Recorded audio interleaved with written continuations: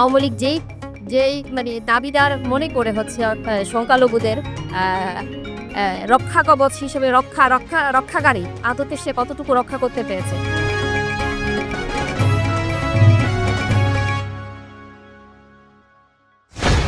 আমি বলি হচ্ছে এই যে চাপিয়ে দেওয়ার প্রবণতা, আওয়ামী লীগ যেভাবে হচ্ছে তাকে সে মনে করে দাবি করে যে তারা হচ্ছে সংখ্যালঘুদের জন্য রক্ষক, ঠিক একইভাবে হচ্ছে আমরা আজকে যে এখানে সম্মিলিতভাবে এখানে যে এসে কথা বলতে পারছি, হ্যাঁ, তো আমি বলব হচ্ছে সে মুক্তিযুদ্ধের যে চেতনা সেটাকেও সে কিন্তু নিজের করে নিয়েছিল।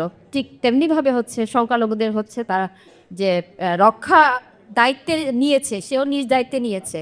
কিন্তু আদতে কতটুকু সেটা ছিল সেটা আপনারা সবাই জানেন।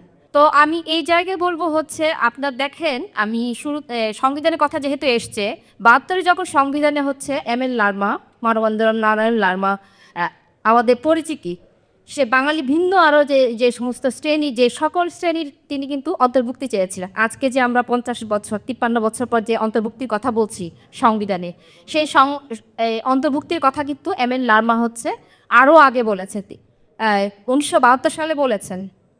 কিন্তু সে সময় হচ্ছে জোরপূর্বক এবং যে এত বাঙালি জাত্যাভিমান ছিল তাদের মধ্যে সংখ্যাগরিষ্ঠতার জোরে হচ্ছে সেই সময় হচ্ছে বাঙালি পরিচিতিটা জাতীয়তাবাদটা হচ্ছে বাংলাদেশে যে সমস্ত জাতিসত্তার ছিল, জাতিগোষ্ঠী ছিল, তাদের উপর চাপিয়ে দেওয়া হয়েছিল।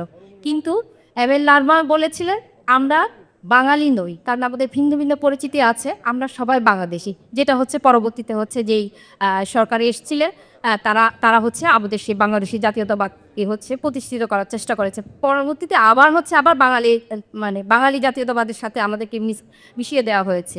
ঠিক একইভাবে হচ্ছে আমাদের যে উপর যে চাপিয়ে দেওয়ার যে প্রবণতা, সেটা আপনার দেখেন হচ্ছে বাঙালি সংস্কৃতি, যে মুক্তিযুদ্ধের আপনার যদি ৬ নাম্বার কথা বলেছে, হ্যাঁ, ও হচ্ছে ৬-এ, সেখানেও কিন্তু বলা আছে যে বাঙালি যে মুক্তিযুদ্ধ করেছে, বাঙালি সংস্কৃতি রক্ষা বা এই যে জাতীয়তার কথা বলা হয়েছে, আমি পুরোপুরি বলতে পারছি না সেটা, তো আপনারা সংবিধান খুললে দেখতে পাবেন। তো এখানে তো বাঙালি ছাড়াও হচ্ছে কিন্তু এখানে যে সমস্ত জাতিগোষ্ঠী রয়েছে তারাও কিন্তু মন প্রাণ দিয়ে হচ্ছে মুক্তিযুদ্ধ করেছিল, তাদের স্বীকৃতিটা কিন্তু আসেনি। তো এই যে বৈষম্য, স্বাধীনতা ৫৩ বছর ধরে যে বৈষম্য, শ্রেণী যে বৈষম্য ছিল, সে বৈষম্যে কিন্তু বিস্ফোরণতা হয়েছে হচ্ছে এই জুলাইয়ে, হ্যাঁ, কারণ এই বিস্ফোরণতা অনেক আগে হওয়া দরকার ছিল। আমি যদি বলি হচ্ছে এম.এল. লারমা যখন হচ্ছে ৭২ সালে সংবিধানে হচ্ছে তার অন্তর্ভুক্তির জন্য বা সকল শ্রেণীর অন্তর্ভুক্তির জন্য যে বারবার কথা বলতে চেয়েছিলেন গণপরিষদে, কথা বলতে দেয়া হয়নি। ঠিক একইভাবে এই বয়সটা কোন বয়সে, তখন কিন্তু তার বয়স ছিল মাত্র ৩০-৩২ বছর বয়স, যেই বয়সে হচ্ছে আপনারা অনেকে আছেন, অনেকে তার চেয়ে ছোট। এই যে আপনাদের মধ্যে যে তারুণ্যের যে একটা শক্তি, সেই শক্তি কিন্তু এম.এল. লারমারও ছিল, কিন্তু সংখ্যাগরিষ্ঠতার জোরে হচ্ছে তাকে চাপিয়ে দেওয়া হয়েছিল। তিনি সবার অন্তর্ভুক্তির কথা বলেছিলেন, কিন্তু তার কথা শোনা হয়নি। আজকে আমরা ৫০ বছর পরে এসে হচ্ছে সেই উপলব্ধি করতে পারছি যে আমাদের আসলে দেশকে এগিয়ে নিতে হলে হচ্ছে আমাদেরকে অবশ্যই অন্তর্ভুক্তি হতে হবে, সবার এই দেশের সকল নাগরিকের সমান অন্তর্ভুক্তি থাকা জরুরি। তো আমি মনে করি হচ্ছে আওয়ামী লীগ যেই মানে দাবিদার মনে করে হচ্ছে সংখ্যালঘুদের রক্ষা কবচ হিসেবে রক্ষাকারী আদতে সে কতটুকু রক্ষা করতে পেরেছে। তাহলে সে গত ১৫ বছর ধরে ক্ষমতায় ছিল, সে কেন হচ্ছে বারবার হচ্ছে সংখ্যালঘুদের উপর হামলা হয়, হিন্দুদের মন্দিরে কেন হামলা হয়, মূর্তি কেন ভাঙা হয়, এই বিষয়গুলো কেন সে রক্ষা করতে পারে? তার মানে হচ্ছে সে যে দাবি করে সেই দাবি সে আসলে করতে পারেনি, সে প্রকৃত অর্থে হচ্ছে ফেসিস্ট আচরণ করেছে। ঠিক একইভাবে পাহাড়ে একইভাবে হচ্ছে সে একের পর এক মানে আক্রমণের ঘটনা ঘটেছে, সে তো ওগুলো প্রতিরোধ করতে পারেনি। কাজে হচ্ছে সে যে দাবিটা করতো, সে দাবিটা আদতে হচ্ছে তাদের সে বলতে হচ্ছে আমি এখানে ফেসিস্ট সরকার, যে আওয়ামী সরকারের কথা বলছি, সে আমরা আমাদের প্রকৃত অর্থে হয়তো মিষ্টি কথা বলেছে, কিন্তু আদতে হচ্ছে আমাদেরকে সেই মিষ্টি কথায় ফলানো সম্ভব হয়নি।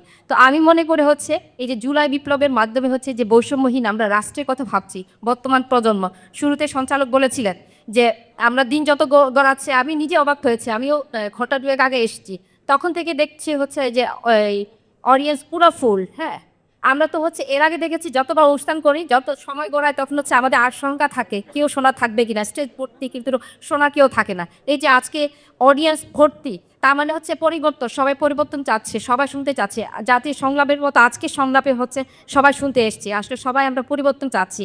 তো আমি এই কথাটা আজকে এই অডিয়েন্সের মাধ্যমে হচ্ছে সারা বাংলাদেশে না কাছে হচ্ছে আমার এই মানে আর্জি থাকবে, সেটা হচ্ছে আমরা যে বৈষম্যহীন রাষ্ট্রের কথা ভাবছি, জুলাই বিপ্লবের মাধ্যমে আমরা একটা যে চিন্তা করছি, আমাদের দৃষ্টিভঙ্গি ওরা যাতে এই জিনিসটা না হয়। আমরা এখানে সবাই সকল শ্রেণী, আমরা সবাই দেশের নাগরিক, আমরা সকলে মিলে হচ্ছে দেশের অগ্রগতির জন্য কাজ করে যাব। হয়তো আমি আপনাদের তুলনায় আমি হয়তো বা আরেক প্রজন্ম, আপনারা আমার পরের প্রজন্ম। আমি মনে করি হচ্ছে আমি মশালটা যতটুকু নিয়ে এসেছি, এরপরে হচ্ছে আপনাদের হাতে সেই মশাল যাবে, সেই মশাল কারণ হচ্ছে উন্নয়নের ধারাটা হচ্ছে একটা রিলের মতো, রিলে দৌড়ের মতো। আমি যতটুকু নিতে পেরেছি, এরপরে হচ্ছে আপনারা নিয়ে যাবেন, আপনারা পর আরও আপনাদের পরের প্রজন্মের জন্য সেই মশালটা, উন্নয়নের মশালটা নিয়ে যাবেন।